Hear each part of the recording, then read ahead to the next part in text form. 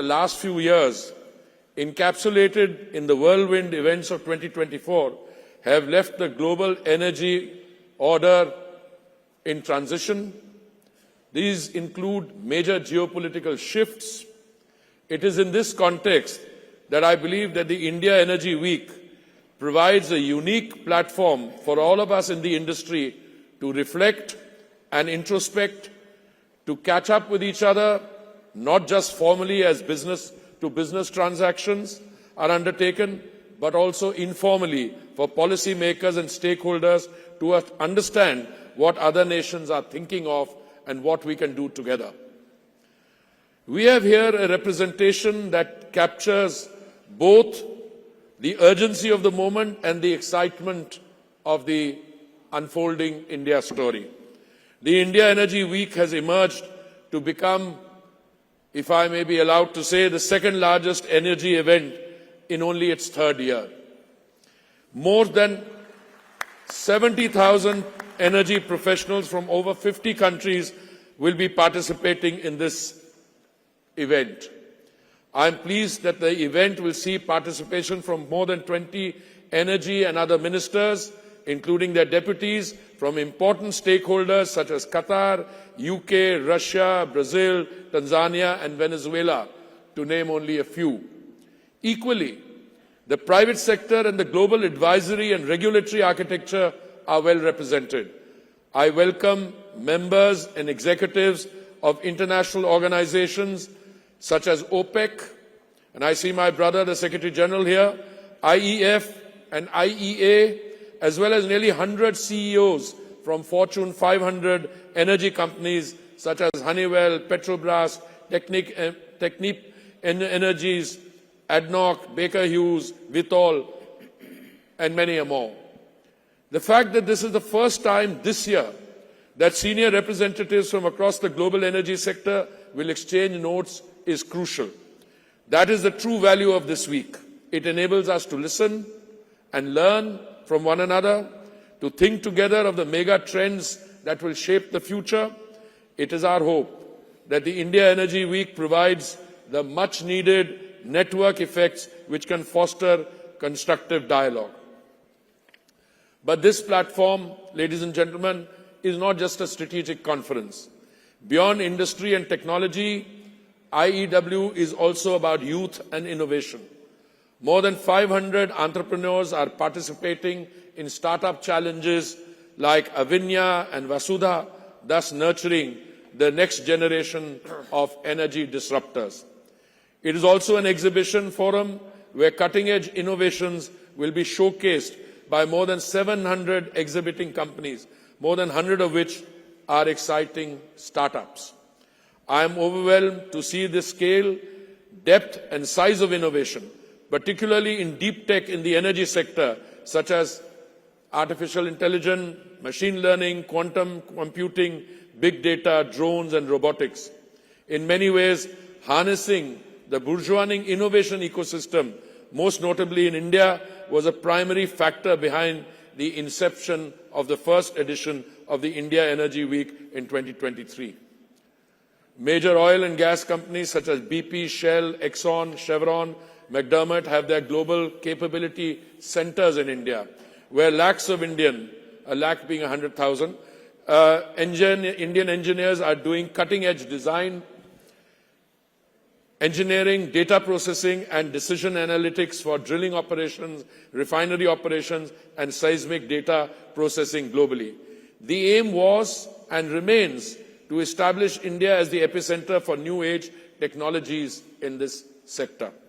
In the past two editions, we witnessed notable innovations such as crude oil tank sludge cleaning, industrial biotechnology applications in upstream and downstream, eco-friendly batteries, remotely operated underwater vehicles and new electrolyzer technologies light up the event. Capturing the benefit of these innovations is not just necessary for the imminent transition, but also to protect our national interests. Nobody can say with any degree of certainty what the new framework for global energy markets will look like, but we can be sure that it is going to be transforming at breakneck speed, driven by forces that are both accelerating and colliding. What we see today is a recalibration of strategy, prioritizing near-term profitability while keeping long-term transitions efforts in play. Before anyone accuses me of ignoring our environmental obligations, I must state that the primary focus remains on increasing the adoption of biofuels, renewables and hydrogen. The IEA estimated that global energy investment was going to exceed $3 trillion for the first time in 2024, with $2 trillion going to clean energy, technologies and infrastructure. Climate change is no longer a looming threat. It is already here. It is unfolding in many grave disasters. Wildfires, floods and record-breaking temperatures are clear reminders that the world is running out of time. I am a student of history. When I look back at the evolution of global energy economics, I recognize that the very notion of energy transition requires a very deep and nuanced understanding. It is not outright replacement, but more shifting the primacy of one energy source over another. This transition isn't about eliminating hydrocarbons overnight, but leveraging them strategically while scaling renewables to mitigate emissions. For too long, we have framed energy transition as a linear journey, from fossil fuels to renewables, from past to future, from problems to solution. But what if this logic is not feasible?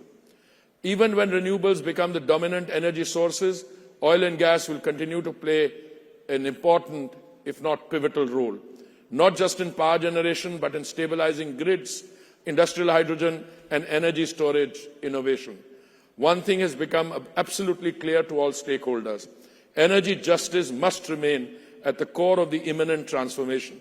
A fragmented transition risks deepening inequality, leaving billions without reliable energy, while wealthier nations surge ahead. If the transition is not just, it will not succeed, because the political economy will not allow it. There are three forces, in my view, that will play a pivotal role in shaping the energy landscape in the coming years. Artificial intelligence and clean cooking are emerging as major energy demand drivers, each shaping the future of economies and societies. AI is one of the largest energy consumers, with data center demand rising 18 to 20% annually by 2030. India's AI-driven digital economy, projected to reach $400 billion by 2030, presents both a challenge and an opportunity. The real question is not how we will meet this surge in demand, but how we will do so without destabilizing grids or derailing climate commitments.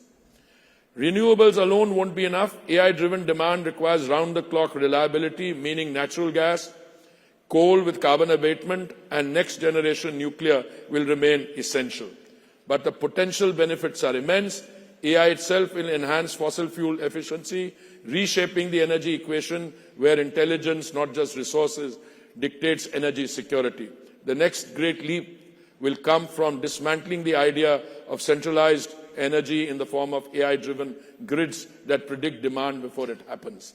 On the other hand, expanding clean cooking gas access requires a multi-fuel strategy, scaling traditional LPG, augmenting bio-CNG, accelerating electrification, and challenging investments into areas such as integration, decentralized renewables like wind power and microgrids to support electric and induction cooking.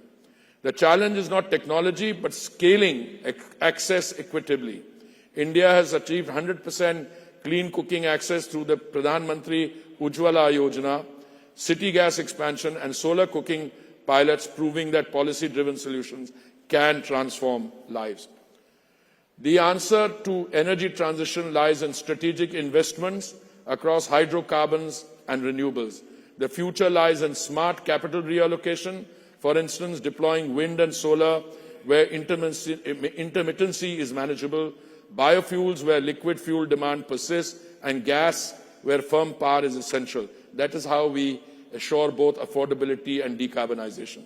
India presents a compelling and diversified investment landscape. 7.6 billion tons of discovered upstream resources, 500 million tons of biofuel foods feedstock, and rising energy demand. At the same time, it is scaling renewables, targeting 5 million metric tons of hydrogen by 2030, $96 billion in hydrogen investments, and a gas share increase from 6 to 15% alongside a $30 billion in refining and petrochemical expansion. Third, resilient supply chains for an orderly transition. Supply disruptions, whether in lithium for storage, nickel for EVs, or semiconductors for AI-driven grids, must not create winners and losers in the transition. Without intervention, the growing gap in energy technology access could leave developing economies locked out of the transition. Governments and industries must act decisively to prevent disorderly shifts. Policy cannot remain while the world accelerates. Governments must craft frameworks that incentivize bold innovation, de-risk essential investment, and ensure commitments beyond the short term.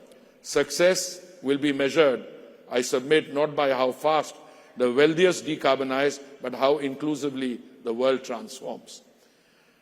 It is our fervent hope that this third edition of India Energy Week becomes the definitive platform for shaping the energy agenda of the future.